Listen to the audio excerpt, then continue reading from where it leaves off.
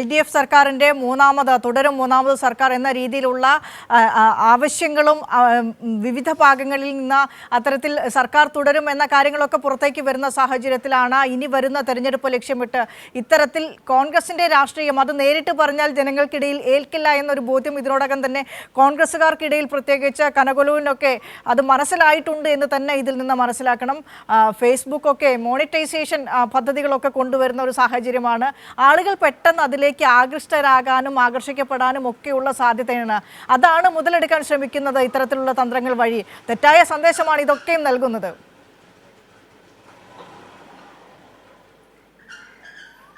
തീർച്ചയായിട്ടും അത് തന്നെയാണ്. സർക്കാരിൻ്റെ മൂന്നാം സർക്കാർ എന്ന രീതിയിലുള്ള പ്രതീതി സമൂഹത്തിലാകെയുണ്ട്. സർക്കാരിൻ്റെ വികസന പ്രവർത്തനങ്ങൾ, സർക്കാരിൻ്റെ നേട്ടങ്ങൾ എല്ലാം വലിയ രീതിയിൽ ചർച്ചയാകുന്നു. എന്നാൽ അതിനെല്ലാം താറടിക്കുന്ന രീതിയിൽ മാധ്യമങ്ങളുടെ ഭാഗത്തു നിന്നും വലിയ പിന്തുണ പ്രതിപക്ഷത്തിന് ലഭിക്കുന്നു. എന്നാൽ മാധ്യമങ്ങളിലേക്ക്, മുഖ്യധാരാ മാധ്യമങ്ങളെ കാര്യമായി ആശ്രയിക്കാത്ത ഒരു ഏജ് ഗ്രൂപ്പ് ഉണ്ട്. ആ ഏജ് ഗ്രൂപ്പുകളിലേക്ക് ഇത്തരത്തിൽ തങ്ങളുടെ ആവശ്യങ്ങൾ അല്ലെങ്കിൽ തങ്ങളുടെ താല്പര്യങ്ങൾ, വ്യാജമായ പ്രതീതികൾ എന്നിവ എത്തിക്കുക എന്ന ലക്ഷ്യമിട്ട് തന്നെയാണ് ഇത്തരത്തിലുള്ള ഈ കണ്ടന്റ് ക്രിയേറ്റേഴ്സിനെ സമീപിച്ചിരിക്കുന്നത്. അതെന്തായാലും സമൂഹത്തിൽ വലിയ തെറ്റായ സന്ദേശമാണ് നൽകുന്നത്. ഒരു കണ്ടന്റ് ക്രിയേറ്റർ സ്വമേധയാ തൻ്റെ രാഷ്ട്രീയം പറയുന്നതല്ല ഇതിൽ നിന്നും വ്യക്തമാവുന്നത്. ഇത്തരത്തിൽ കൃത്യമായിട്ട് കാശ് വാങ്ങിയിട്ട് തൻ്റെ ഉപഭോക്താക്കൾ അല്ലെങ്കിൽ തൻ്റെ വ്യൂവേഴ്സിനെ തെറ്റിദ്ധരിപ്പിക്കുന്ന രീതിയിൽ കണ്ടന്റുകൾ നിർമ്മിച്ചു നൽകാനാണ് ഇത്തരത്തിൽ ഏജൻസികൾ ഇവരോട് ആവശ്യപ്പെടുന്നത്. വിനിഷ, ഇത്തരത്തിലുള്ള കൊളാബറേഷനൊക്കെ അവർ കൃത്യമായിട്ടുള്ള പേയ്മെൻറ്റ് നടത്തുന്നുണ്ട്. നേരത്തെ തന്നെ നമ്മൾ കണ്ടതാണ് PR ഏജൻസിയുടെ ഒരു അഡ്വർടൈസ്മെൻറ്റ് പരസ്യം വന്നത്.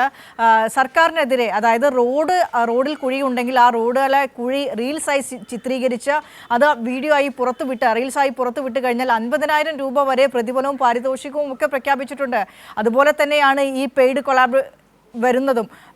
ഇത്തരത്തിൽ തെറ്റിദ്ധരിക്കപ്പെടുന്ന അല്ലെങ്കിൽ അൺഓതറൈസ്ഡ് ആയിട്ടുള്ള ഫേക്ക് ആയിട്ടുള്ള ഇൻസ്റ്റഗ്രാം ID ഉപയോഗിച്ച് യുവാക്കളെ വിലക്കെടുക്കുക, യുവാക്കളുടെ തലച്ചോറിനെ വിലക്കെടുക്കാമെന്ന ഒരു കനകുല തന്ത്രം കോൺഗ്രസ് പയറ്റുന്നത് അത് ഈ സോഷ്യൽ മീഡിയയെ ഉപയോഗിച്ചുകൊണ്ട്, നേരത്തെ ശരത്ത് സൂചിപ്പിച്ചതുപോലെ തന്നെ സോഷ്യൽ മീഡിയ ആശ്രയിക്കുന്ന ഒരുപാട് പേരുണ്ട്. സോഷ്യൽ മീഡിയയിൽ ഇൻഫ്ലുവൻസ്ഡ് ആയിട്ടുള്ള അല്ലെങ്കിൽ ജീവിതത്തിൻ്റെ ഭാഗമായി സോഷ്യൽ മീഡിയ കൊണ്ടു നടക്കുന്ന ഒരുപാട് പേരുണ്ട്. അത് പ്രത്യേകിച്ച് ജെൻസി കാലഘട്ടത്തിൽ എന്ന് പറയുന്ന നമ്മുടെ പ്രത്യേകിച്ച് കുഞ്ഞുങ്ങളായിട്ട് വരുന്ന ഈ കുട്ടികളെ വലിയ രീതിയിൽ സ്വാധീനിക്കപ്പെടുന്നുണ്ട് സോഷ്യൽ മീഡിയ.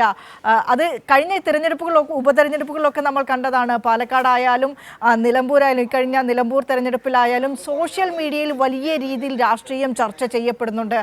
ആ സോഷ്യൽ മീഡിയയെ, നല്ല പ്ലാറ്റ്ഫോമിനെ അത് തെറ്റായ രീതിയിൽ ഒരു സന്ദേശം നൽകിക്കൊണ്ട് അതിനെ തെറ്റിദ്ധരിപ്പിക്കാനുള്ള ഒരു ശ്രമം അത് പണം കൊടുത്ത് ചെയ്യുകയാണ് എന്നുള്ളത് തന്നെയാണ് ഏറ്റവും ശ്രദ്ധേയമായ ഒരു കാര്യം.